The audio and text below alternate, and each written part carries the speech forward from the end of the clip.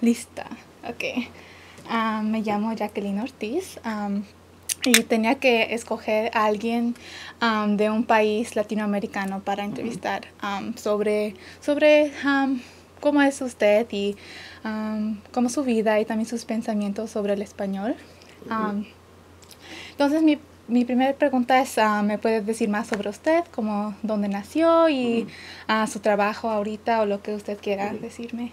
Bueno, soy profesor de historia en la Universidad de Chicago y nací en los Estados Unidos, pero fui criado en Puerto Rico. Okay. Y he pasado una buena parte de mi vida en Brasil y aprendí el portugués, así que eso seguro que ha afectado a mi español. ¿Y a qué edad se fue a Puerto Rico?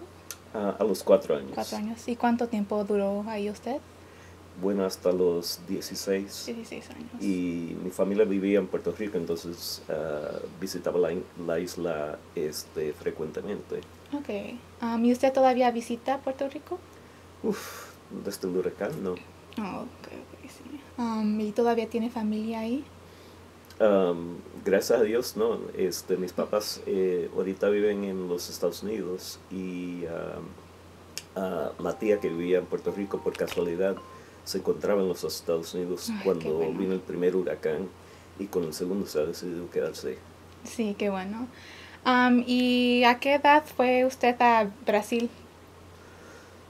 A los 20 y pico, como a los 25. Ok, ¿y cuánto tiempo duró ahí usted? Bueno, he vivido años en Brasil. Cuando regresé para Puerto Rico después de mi primera residencia en Brasil, mis hermanos se reían cuando yo hablaba en español. ¿Oh, sí? Y gente en la calle me preguntaba, ¿tú eres colombiano? ¿De verdad? Sí. Entonces usted habla portugués. Sí. ¿Y fue difícil para aprender o fácil el portugués? Comenzarlo es fácil. Separar los dos idiomas es muy difícil. Okay. Y sigue siendo, ¿no? Sí, ok. Entonces, yo estoy resignado a que se contaminen. Oh, ¿sí?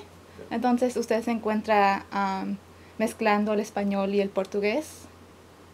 Sobre todo cuando hablo con académicos, ¿no? Porque mis colegas casi todos dominan el español y el portugués. Ok. ¿Y todavía visita a Brasil? Sí. Sí, ok. ¿Me puede decir más sobre Puerto Rico, como su comida favorita o cómo era la escuela ahí o lo que usted quiera sobre el país? Bueno, yo me crié en Santurce, un barrio de San Juan, y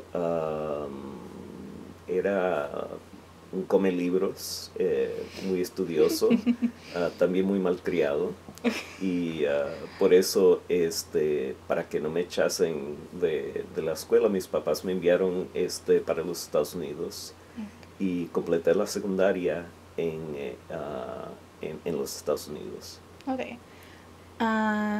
¿Y me puede decir más sobre su educación después de la secundaria?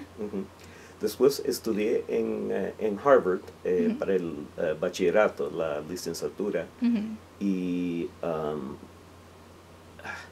resolví, pero con mucha ambivalencia, que probablemente quería estudiar historia, pero como no estaba decidido, me fui para Stanford para un programa de estudios latinoamericanos donde podría estudiar tanto literatura como historia.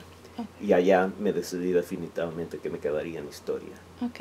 ¿Y nunca consideró como hacer doctor o abogado o algo así? Bueno, abogado, mi papá es abogado, mi mamá también, pero no.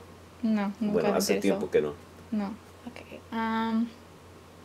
¿Y cuánto tiempo tiene viviendo en Chicago usted? Ya llevo 15 años. 15 años. ¿Y cuál es su favorita parte de la ciudad?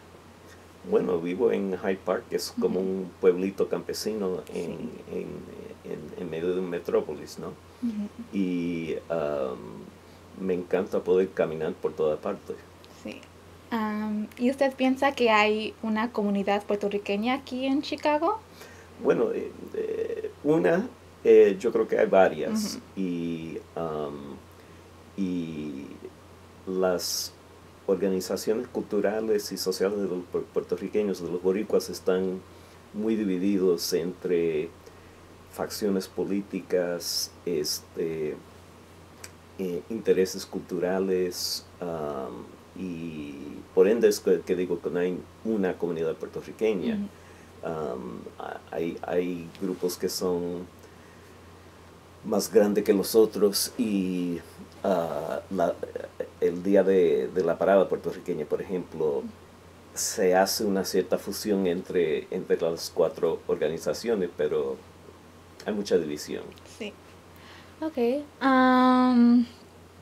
¿Y ha vivido en otros lugares que no sean Chicago, Puerto Rico, Brasil? ¿Algún otro lugar en los Estados Unidos? No, como Chicago es una ciudad muy mexicana, Sí. y también he vivido en San Diego, en California, y porque enseño en el programa de Chicago en Oaxaca, mi español se ha ido mexicanizándose.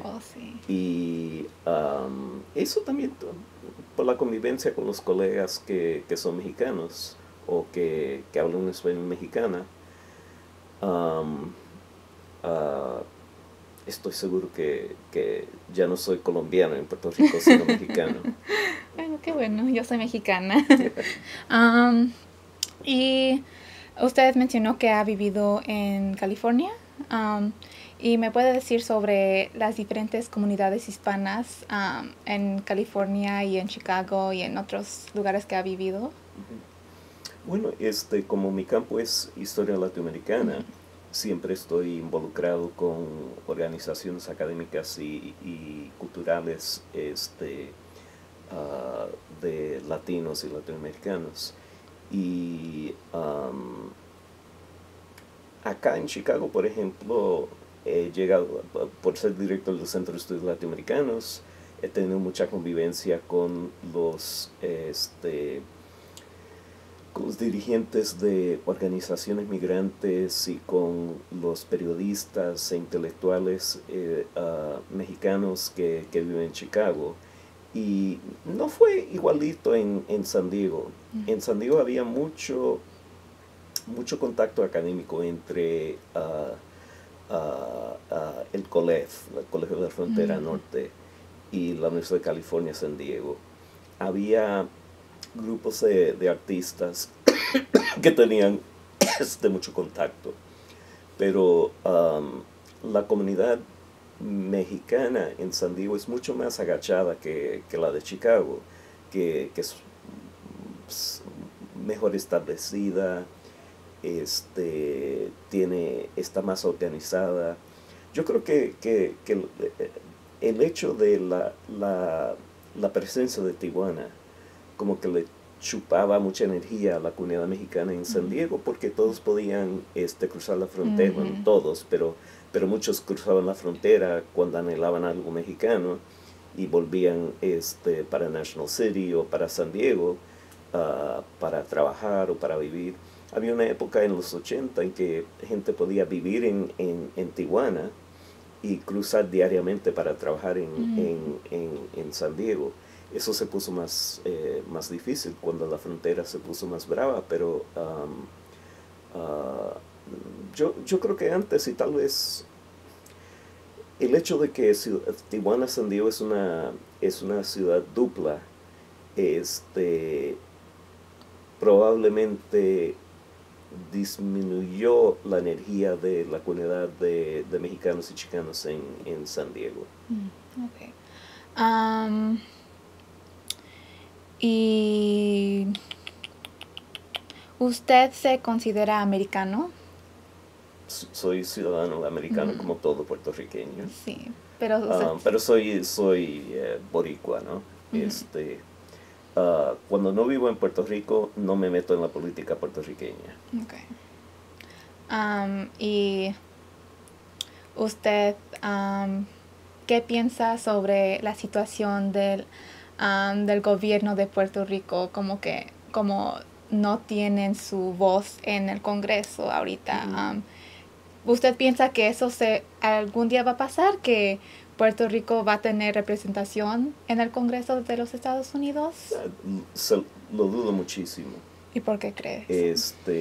Porque nunca existirá o dudo, no, you know, never say never, pero dudo mucho que existirá una mayoría tan fuerte que las minorías puertorriqueñas aceptarían un cambio del estatus de Puerto Rico. Entonces es un jaque, un empate entre diversas posiciones en cuanto al estatus, pero en los últimos años el hecho de que al gobierno de Puerto Rico se le quitó casi toda la autonomía sobre asuntos fiscales y se impuso the Oversight Board de los representantes de gente que tiene bonos gubernamentales del gobierno de Puerto Rico. Es una situación más desnudamente colonial que antes. Entonces, ¿usted está feliz con la situación política de Puerto Rico? Es un desastre. Okay. Yo creo que todos están de acuerdo. Pero yo no tengo una solución, ni creo que hay ninguna solución que se ha presentado que se puede realizar. Es decir, ya han habido muchas amnistías fiscales a gobiernos. Yo creo que eso cabría a Puerto Rico, pero la posición legal y política de los dueños de los bonos del Estado de Puerto Rico, pero también de las corporaciones públicas como la Telefónica, la Autoridad Eléctrica, es muy difícil que se realice una solución, una negociación política como se hizo antes en los 70 y los 80 con las deudas de los gobiernos latinoamericanos. El estatus ambiguo de Puerto Rico como casi un estado de los Estados Unidos, pero sin toda la autonomía de un estado de los Estados Unidos, hace con que dudo mucho que una solución negociada sea posible, un pacto. Entonces nunca va a ser tan fácil como debería de ser su estado o debería de ser su país propio. Entonces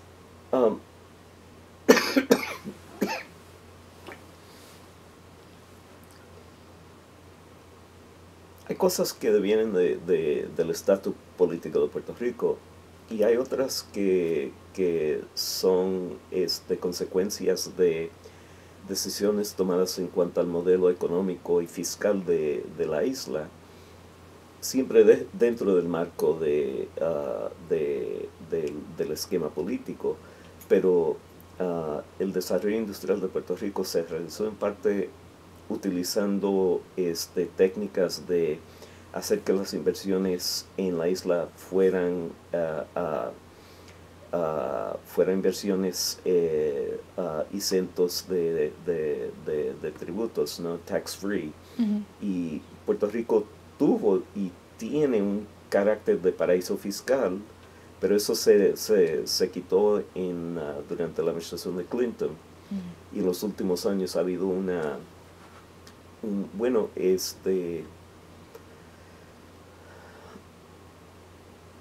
decadencia de la base industrial de la isla, que era sobre todo la industria farmacéutica que se beneficiaba mucho de la situación de paraíso fiscal, y por ende los trabajos con salarios medianos y altos se han ido evaporando. Entonces, ya antes de los huracanes, muchos puertorriqueños con la capacidad de emigrar han emigrado para Orlando.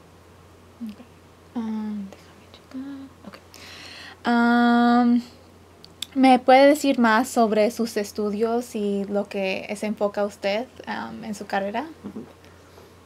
Ahora, casi toda la investigación que hago es sobre Brasil en el siglo XIX y siglo XX, y historia intelectual, en la cual consulto a escritores de ficción. Así que sigo teniendo mucha relación con la literatura. Soy miembro del Departamento de Romance Languages, tanto como el Departamento de Historia. Y ese ha sido el rumbo de mi carrera desde el inicio. Me vine de Puerto Rico con gran interés en las novelas del boom latinoamericano, ¿no? Cien años de soledad, la obra de Vargas Llosa. Estudié un major que se llama History and Literature en Harvard, que era una manera de hacer estudios latinoamericanos, pero también una manera de enderezarme al estudio de la literatura con teorías sobre la relación de la producción cultural con estructuras sociales. Me dediqué a hacer historia intelectual y cultural desde entonces, pero por varias razones cambié de Hispanoamérica para Brasil y sigo leyendo y pensando mucho en el Caribe, pero mi investigación es casi toda sobre Brasil. Okay. ¿Y me puede decir sobre sus pensamientos del Spanglish? ¿Usted cree que es lengua propia o que no se debe de usar o qué son sus pensamientos? Bueno, lo uso. Iba a decir que lo domino, pero interesante, ¿no? Porque yo diría que domino el inglés, ¿no? My Fair Lady, in Hartford, Hereford, and Hampshire, hurricanes hardly ever happen. Y domino el español, pero dominar el Spanglish, bueno, es una situación en que hay mucha ironía, donde ya hay mucha gente que la habla como lengua del cotidiano, nativa, pero personas de mi edad me parece que lo manejan con mucha ironía y nunca estoy seguro de que si de veras existe alguien que habla puro Spanglish. No sé. ¿Usted no cree que, por ejemplo, para mí yo siento que el Spanglish a veces lo uso en vez de aprender el español puro? Entonces, no sé si usted piense algo así que me preventa de aprender el español puro a veces, porque tengo las palabras en inglés que uso en vez de las palabras en español. Bueno, creo que en muchos países fronterizos y caribeños existe una situación diglósica en la cual existe un inglés, digamos, comercial, ¿no? Que debería ser puro. Existe un español castizo que también se usa en ciertas ocasiones. El periodismo está más jalado para el lado del español correcto y castizo, pero de hecho el performance que hace la gente muchas veces oscila entre los idiomas o los polos más puros, pero se ubica en ese vaivén y es para mí efectivamente un aumento de los recursos lingüísticos. Y a mí, no, la situación de My Fair Lady, ¿no? ¿A qué me va a cobrar que no hablo un español castizo? Bueno, cierta gente, pero a mí ya no me importa la opinión de esa cierta gente. Sí hay casos en que